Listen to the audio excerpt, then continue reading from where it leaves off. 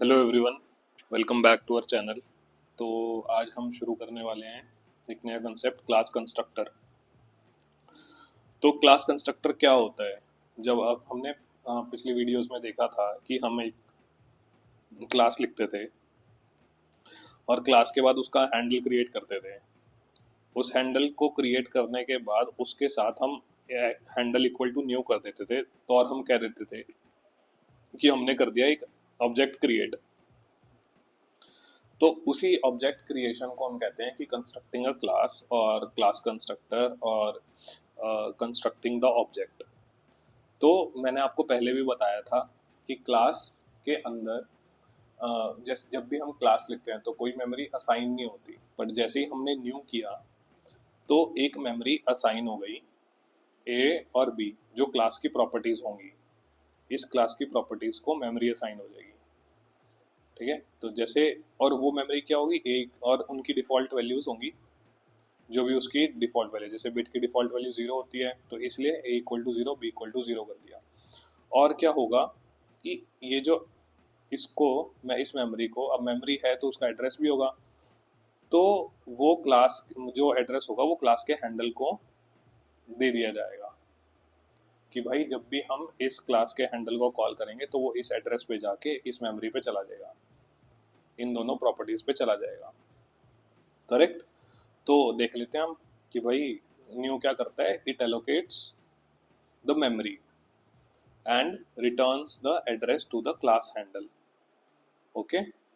और क्या करेगा, इनिशियलाइज टू डिफॉल्ट वैल्यूज। अब हम देखते हैं इनिशियलाइज कैसे करेगा डिफॉल्ट वैल्यूज को।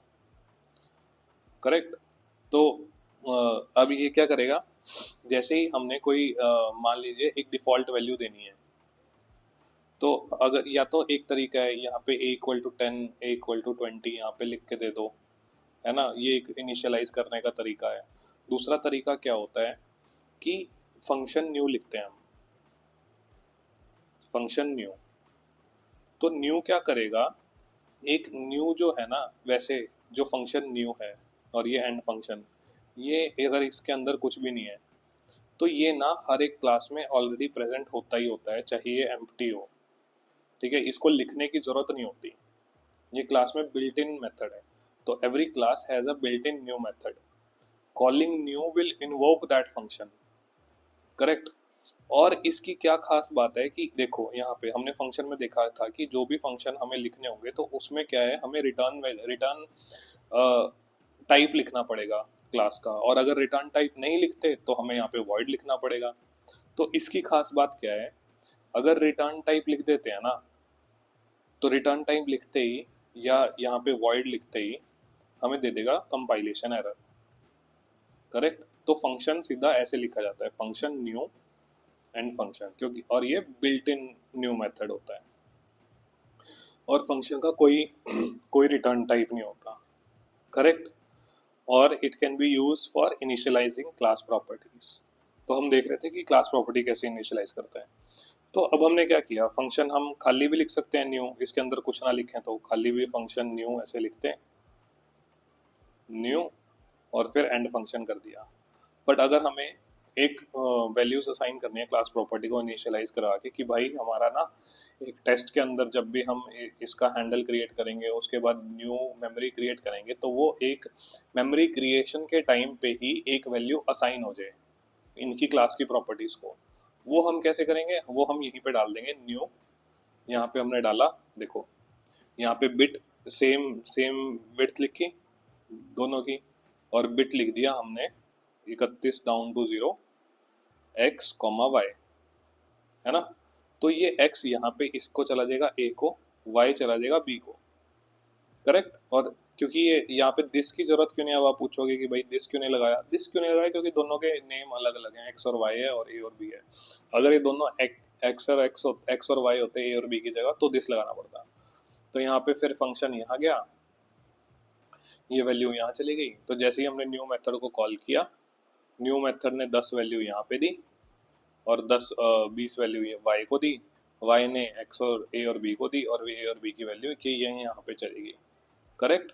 तो जैसे ही न्यू कॉल हुआ, ए और बी को एक वैल्यू असाइन हो गई, A equal to 10, B equal to 20, जो कि और एक एड्रेस होगा 0x1234, इसका हैंडल का एड्रेस। ठीक है, तो ये मेमोरी, उसका मेमोरी की वैल्यूज और उसका एड्रेस, और ये इनिशियलाइज करवा दिया हमने न्यू के थ्रू।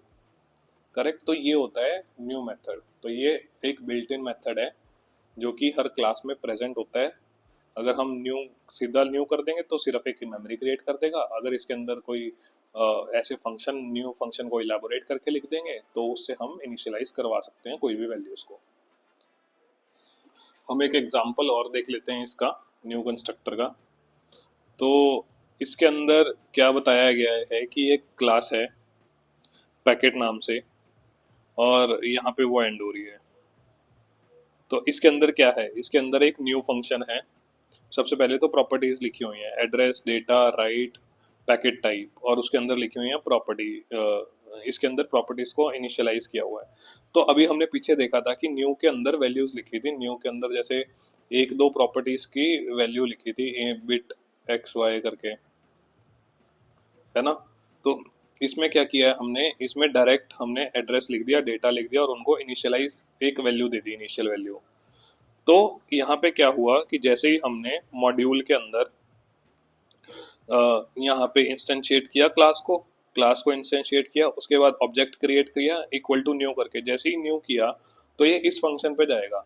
न्यू पे गया, न्यू पे यहाँ पे इसने एड्रेस को वैल्यू दे दी 10, डेटा को वैल्यू दे दी FF, राइट को वैल्यू दे दी 1, और पैकेट टाइप दे दिया क्योंकि ये स्ट्रिंग था तो गुड पैकेट। तो जैसे ही हमने डिस्प्ले कराई ये सारी वैल्यूज तो हमारे पास एक इनिशियल वैल्यूज आ गई। यहाँ पे देखिएगा आप, हमने कोई वैल्यू नहीं दिया है इक्वल टू, ये पहले जीरो ही होंगी। ठीक है, इनिशियल वैल्यूज। तो न्यू करते ही एक इनिशियलाइज करवा दिया हमने पैकेट को।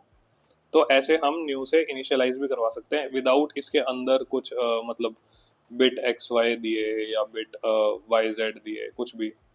ठीक है, तो ऐसे इनिशियलाइज करवा दिया। तो होप आपको ये समझ आया होगा। Thanks for